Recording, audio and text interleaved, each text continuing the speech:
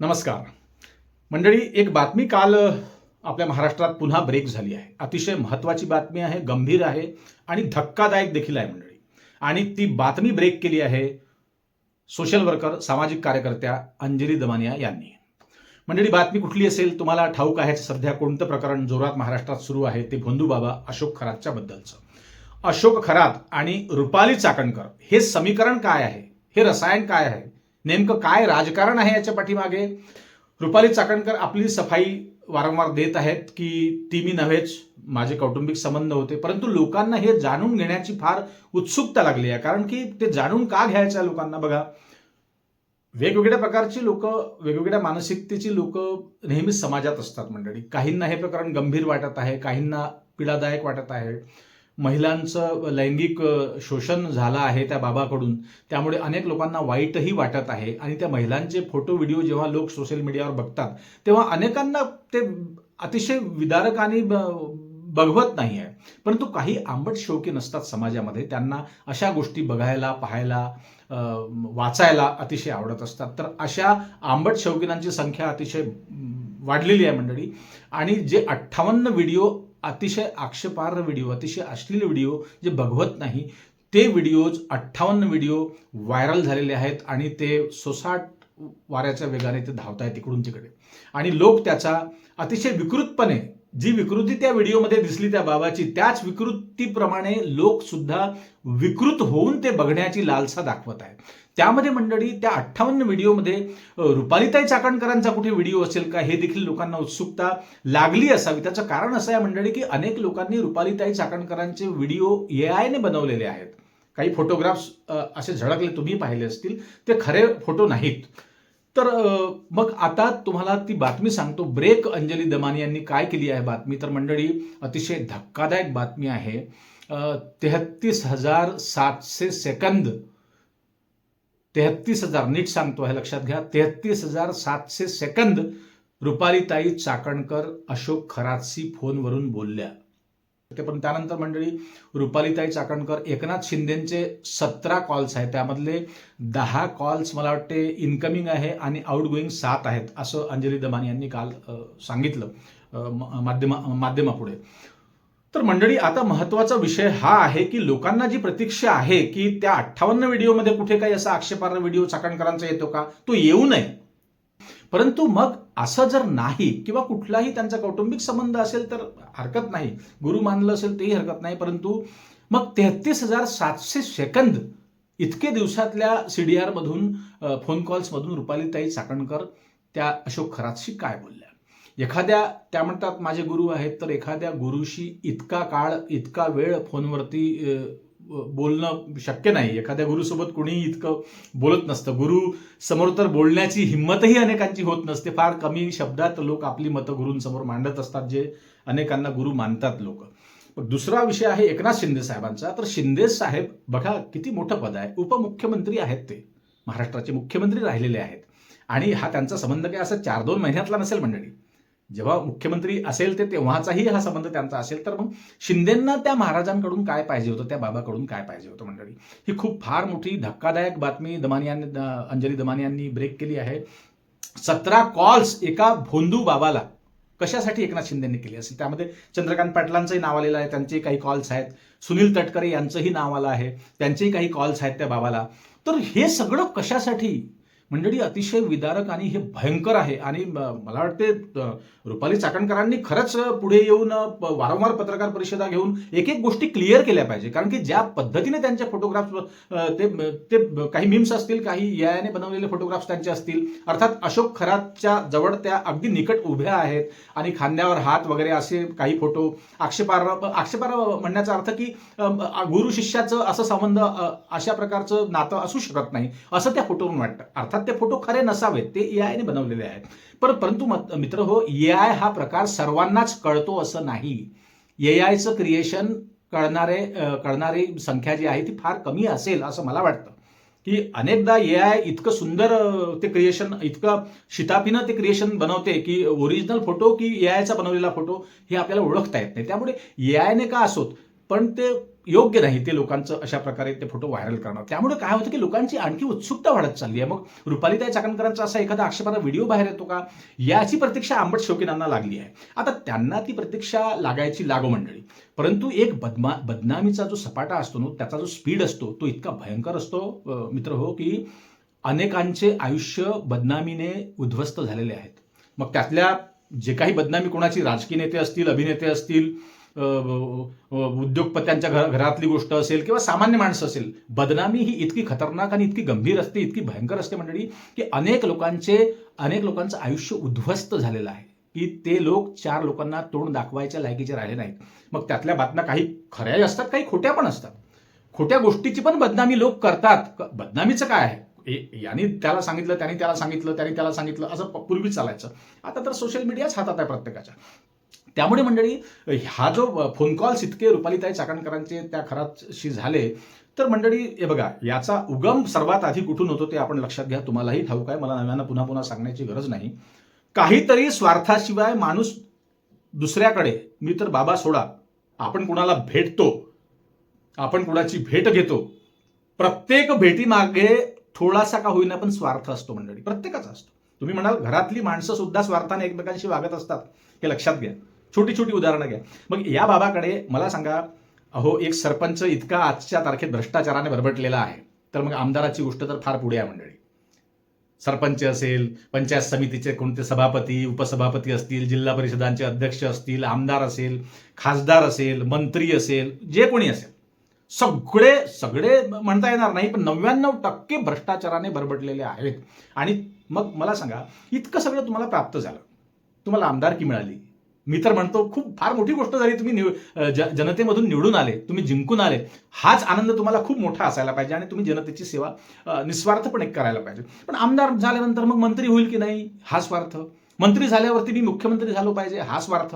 कदाचित ह्याच स्वार्थाने ते तिकडे जादूटोनाच्या दिशेने ते लोक वळलेले असावे. तुम्ही बघा, तुम्ही या नेत्यांना रोज सोशल मीडियावर मार्क करा मंडळी. मला तर ना या माहित नाही हे खरं आहे की खोटं आहे. तुम्ही जाणकार आहात, एक दर्शक म्हणून, एक माझे मित्र म्हणून तुम्ही बघा, ऑब्झर्व करा, अनेक नेत्यांच्या हाताला मला गंडे दिसतात, अनेक. आणि ते एकाच रंगात 2, 4, 5 रंगाचे असतात, पिवळ्या रंगाचा, लाल रंगाचा, भगव्या रंगाचा, आणि असं पूर्ण हात त्यांचा भरलेला असतो त्या गंड्यांनी, त्या दोऱ्यांनी. अनेक बघा तुम्ही आता अलीकडे. पूर्वी हे मला दिसायचं नाही, हे मला तुम्हाला सांगायचं आहे. तुम्हालाही माहिती आहे का, या गेल्या 7-8 वर्षात अनेक लोकांच्या हाताला मला धागे दिसत आहेत. ते पूर्वीच्या नेत्यांना तुम्ही त्या तुलनेमध्ये बघा, फोटोमध्ये अनेक जुन्या नेत्यांचे फोटो आहेत, मग ते भाजपाचे असोत की राष्ट्रवादीचे असो, शिवसेनेचे असो, आपल्याला त्या पक्षाशी करायचं काही नाही, परंतु माणूस म्हणून एक जेव्हा नेता होतो आणि त्या नेत्याच्या हाताला धागे दोरे का असतात. आता मला सांगा मंडळी, 5 वर्षाचा कार्यकाळ, त्या 5 वर्षाच्या कार्यकाळात हे लोक त्या बाबाकडे जातात, मग एवढे 17 कॉलही करतात. 177 कॉल्स रुपालीताई चाकणकरांचे आहेत त्या बाबाला. 33,700 सेकंद रुपालीताई त्या बाबाशी अशा काय बोलल्या असेल. रुपालीताई चाकणकरांचा काय स्वार्थ असेल की महिला आयोगाचं अध्यक्षपद त्यांना मिळालं ते पुरेसं नव्हतं का, त्यांना आणखी पुढे जायचं होतं का. अर्थात ही वस्तुस्थिती बाहेर आली आहे की बाबाकडे जायचे कशासाठी. आणि मी तुम्हाला आधीच सांगितलं की विदाऊट स्वार्थ, देवाकडे अहो उदबत्ती आपण हलवतो फिरवतो, त्याच्यामध्ये लोक पुटपुटत असतात, काहीतरी मागत असतात देवाला. देव तुम्हाला काय देणार आहे. कर्मावर विश्वास तुमचा असला पाहिजे, देवाच्या भरोशावर. देव एक श्रद्धेसाठी, एक प्रतीक, एक सिम्बॉलिक म्हणून ठीक आहे. परंतु तुम्ही आता प्रत्येक माणूस मंदिरात जातो तर काही ना तो पुटपुटत असतो. तुम्ही एखाद्या जवळच्या माणसाला विचारा की तू आज मंदिरात काय मागितलं, तर कोणी काही म्हणेल की बाबा माझ्या लेकराला सुखी ठेव, माझ्या मुलीचा संसार उद्ध्वस्त झाला, त्याला थोडंसं ठिकाणावर लागू दे, माझ्या जावयाला चांगली बुद्धी येऊ दे, माझ्या लेकराला नोकरी लागू दे. काहीतरी लोक पुटपुटत असतात विनाकारण. प्लेन विचाराने मंदिरात जाणारे फार कमी असतील, हे मला सांगायचं आहे या ठिकाणी. तर हे कशासाठी गेले असतील. मग शिंदे साहेबांना काय पुन्हा मुख्यमंत्री व्हायचं असेल का, किंवा थेट पंतप्रधानच व्हायचं असेल का, समजा असं काही असेल, अशा स्वार्थाने गेले असतील तर. 17 कॉल, एक बघा उपमुख्यमंत्री, जबाबदार व्यक्ती, 17 कॉल्स कशासाठी, आणि 177 कॉल्स रुपालीताई चाकणकरांचे कशासाठी. 33,700 सेकंद काय बोलले असेल रुपालीताई चाकणकर. मंडळी या ठिकाणी एक प्रश्न निर्माण होतो. तुम्ही हा व्हिडिओ थोडा शेवटपर्यंत बघा, जास्त लांबवणार नाही. एक महत्वाची गोष्ट लक्षात घ्या, तुम्हाला ना नेते अलीकडे, या मला हे म्हणायचं नाही की भाजपाच्या कार्यकाळात किंवा महायुतीच्या कार्यकाळात, असं नव्हे, असं पूर्वी व्हायचं पण प्रमाण कमी होतं अगदी. लोकांमध्ये राहायचं आहे आम्हाला, लोकाभिमुख कामं करायची आहे आम्हाला, लोकांचं ऐकावं लागतं. काही लोक म्हणतात आम्ही अशोक खरातकडे का गेलो. निलेश लंकेंनी त्यांनी सांगितलं की मी सहज त्या मंदिरापुढून चाललो होतो, तर मग गर्दी दिसली आणि मी सहज गेलो तिकडे. त्यांना जे काय सत्य असेल त्यांना माहिती. तर मग मला सांगा, बाबाकडे जायचं गणपतीच्या सीझनमध्ये, त्या 10 दिवसात 10ही दिवस हे नेते आरत्या करायला जातात. मंडळं त्यांना अर्थातच बोलवतात, त्यांना निमंत्रण देतात. मग आज या नेत्याकडून आरती, उद्या त्या नेत्याच्या हस्ते आरती, परवा त्या नेत्याच्या हस्ते आरती. मग हे गणपतीचं सीझन आरत्यांमध्ये जातं. मग नवरात्र येतं, नवरात्रांमध्येही तुम्हाला ते नेते दिसतात. कुठल्या पक्षाबद्दल बोलत नाही मी, प्रत्येकच पक्षाचे नेते ते जे समर्थक त्यांचे असतील, त्यांची काही मंडळं असतील, तर मग तिथे तुम्हाला बघा ते दिसतात आरती करताना, त्यांच्या हस्ते आरती होते. त्यानंतर अनेक खासगी उद्घाटनांना देखील हे मंत्री किंवा हे आमदार खासदार जातात. त्यानंतर मला बघा, लग्नामध्ये हे लोक जातात आवर्जून. तेरव्यांमध्ये, 14वीला, दशक्रियेला हे लोक हजेरी लावतात. अर्थात कुणाची डेथ झाली, कोणी मृत्यूमुखी पडलं तर जावंच लागतं, जायलाच पाहिजे. पण अनेक समारंभात देखील जिथे त्यांची खरंच जाण्याची गरज नाही, अर्थात ज्या व्यक्तीकडे गेले त्याचा एकट्याचा स्वार्थ असू शकतो, त्यामध्ये जनतेचा काय सहभाग असतो. तर मला सांगा मंडळी की गणपतीच्या आरत्या, देवीच्या आरत्या, लग्न, तेरव्या, वाढदिवस, वर्षभर 5 वर्षे तुम्हाला या ठिकाणी जास्तच ते झळकतात मंडळी. आणि मग उरले सुरले बाबांच्या नादी लागलेले आहेत, उरले सुरले काही. आणि आणखी एक तुम्हाला प्रामुख्याने गोष्ट सांगतो, अलीकडे टिळा लावण्याची पद्धत खूप आली आहे. अनेक मंत्री संत्री, आमदार खासदार टिळा लावतात कपाळाला. अर्थात काही त्याचं सायंटिफिक रिझनही असू शकते काहींचं, पण काहींचा तर नुसताच नकलीपणा असू शकतो. लक्षात घ्या मंडळी, एक लक्षात घ्या, लोकांना मूर्ख बनवण्यासाठी धार्मिकतेचा वापर लोक करतात. मग अर्थात पहिली गोष्ट काय आली तर टिळा आला. मग काहींनी वेगवेगळे त्याचे आकार स्वतःच तयार केले आहे. कोणी लांब टिळा लावतात, कोणी आडवा लावतात, कोणी क्रॉस लावतात. एक तो युट्यूबर आहे, तो भलतंच काहीतरी बाबासारखाच दिसतो, एकदम एखाद्या मांत्रिकासारखा. तो वेगवेगळ्या चिन्हांची असं डिझाईन काढतो कपाळावरती, मला नाव सांगता येणार नाही. पण हे कशासाठी करतात की लोकांना आकर्षित करण्यासाठी, की आपण काहीतरी सज्जन गृहस्थ आहोत. मी प्रत्येकाबद्दल बोलत नाही, लक्षात घ्या, आक्षेप घ्यायचा नाही, प्रत्येकाबद्दल बोलत नाही मी. वेगवेगळा उद्देश लोकांचा असू शकतो, पण जनरली लोक अशा लोकांवरती आकर्षित होतात. अरे बाबा टिळा लावलेला आहे, मला वाटते पूजा करून आला असेल हा, किंवा काही धार्मिक कार्य करून आला असेल, बरा चांगला माणूस दिसतो हो, टिळा वगैरे लावून आला. त्यानंतर अनेकांना या नेत्यांमुळे पांढरे कपडे घालण्याची सवय लागली मंडळी. अर्थात कोणी जनरली एखाद्याला लहानपणापासून आवडत असेल तो भाग वेगळा आहे, पण कुणाचं बघून अनुकरण करणारे अनेक लोक आहेत. मग लोकांचा समज, आमच्या विदर्भात काय समज आहे, पांढरं शर्ट घातलं की तो माणूस एकदम सज्जन. रात्री जुव्याच्या अड्ड्यावर दिसू शकतो तुम्हाला, रात्री एखाद्या दारूच्या दुकानामध्ये तो दिसू शकतो. होऊ शकतं असं. कपड्यांनी कुठला माणूस ओळखता येतो का हो? कपड्यांनी ओळखता येतो का? नाही. त्याच्या आचरणाने, त्याच्या गुणांनी, त्याच्या कला कौशल्याने ओळखता येतो. तर अशा गोष्टी आहे मंडळी. हा एक रॅन्डमली व्हिडिओ मी यासाठी केला की रुपालीताई चाकणकर म्हणतात की माझा काहीही संबंध नाही, माझे फक्त गुरु शिष्याचं नातं होतं. गुरु शिष्य इतका काळ बोलतात का हो? मला सांगा बरं. पण हे योग्य नाही. हा देश कुठे चालला आहे, हा महाराष्ट्र कुठे चालला आहे मंडळी? बघा, या लोकांना बरेच लोक आयडॉल मानतात. कार्यकर्ते तर रडतात अक्षरशः मंडळी, रडतात. एखादा नेता पडतो ना, एखादा निवडणुकीत हरतो, तेव्हा मी अनेक कार्यकर्त्यांना पाहिला आहे रडताना, ओक्साबोक्सी रडतात. इतकी भावना असते आपल्या नेत्याप्रती. म्हणजे घरातल्या बापासाठी रडणार नाही, मायसाठी रडणार नाही, लेकरांसाठी रडणार नाही, पण आपल्या नेत्यासाठी रडणारे लोक असतात. मी त्यांना एका अर्थाने मूर्खही म्हणतो कधी कधी. मी इतर नेत्या, इलेक्शनमधली गंमत सांगतो तुम्हाला. मागच्या विधानसभेच्या इलेक्शनला मला असं जे कार्यकर्ता रस्त्यात भेटला माझ्या गावी, मी जेव्हा गेलो होतो तेव्हा, तर अरे काय झालं, कशाला रडतोय? माझी ओळख त्याच्याशी. तो म्हणे माझे साहेब पडले. प्रकाश आंबेडकरांचा तो भक्त होता, त्यांचा समर्थक होता. काही मला वाटते तालुका लेवलवरती काही कार्यकर्ता होता. तो ओक्साबोक्सी. मी समजावतो त्याला, अरे बाबा ही निवडणूक आहे, हे त्यांनाही स्वतःला रडू येत नाही. त्यांनाही माहिती असतं की कधी हरायचं असतं, कधी जिंकायचं असतं. तो इतके भाबडे, म्हणजे या नेत्यांचे अन्नभक्त इतके तयार झालेले असतात मंडळी, त्यांना अन्नभक्तच म्हणावं लागेल ना. तर अशी गंमत आहे मंडळी. तर एकनाथ शिंदे साहेबांबद्दल खरोखर वाईट वाटतं की ते बाबांसोबत त्यांचा संपर्क कशासाठी असेल. रुपालीताई चाकणकरांनी इतका काळ त्या बाबा बरोबर बातचीत करून काय साध्य केलं असेल? ते महाराष्ट्राच्या हितासाठी असेल का? रुपालीताई चाकणकरांनी असं काही म्हटलं असेल का की शेतकऱ्यांचं कसं होईल बाबा, जरा भविष्य सांगा, शेतकरी फार अडचणीत आहेत, महिलांचं काय होईल बाबा ते सांगा मला, की मी महिला आयोगावरती आहे, मी अध्यक्ष आहे, तर महिलांचे अनेक प्रश्न आहेत, हुंडाबळी खूप साऱ्या महिला झालेल्या आहेत, हुंडाबळी ठरलेल्या आहेत, त्यानंतर अनेकांचे घटस्फोट होत आहेत, तर महिलांचं काय करायचं, त्यांचं समुपदेशन कुणी करायचं, बाबा तुम्हीच काही मला त्याचा उपाय सांगा, अशासाठी गेले असेल का?